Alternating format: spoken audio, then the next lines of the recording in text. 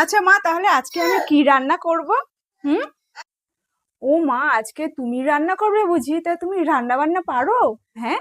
আরে হ্যাঁ হ্যাঁ মা, আমি কম বেশি সবকিছুই রান্না বান্না করতে পারি, ঠিক আছে। ও, তুমি রান্না বান্না পারো বুঝি?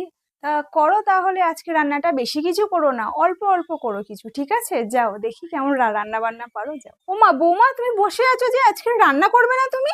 হ্যাঁ।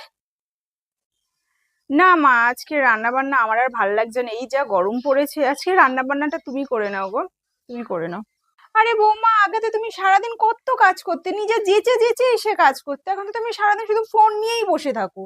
কি হয়েছে বলো তো তোমার? হ্যাঁ, কি বলো তো মা। বিয়ে প্রথম প্রথম তো বুঝতে পারিনি আমি, হ্যাঁ হ্যাঁ করে দিয়েছি, কারণ প্রথম প্রথম তুমি আমি তো সব কাজ করাতে।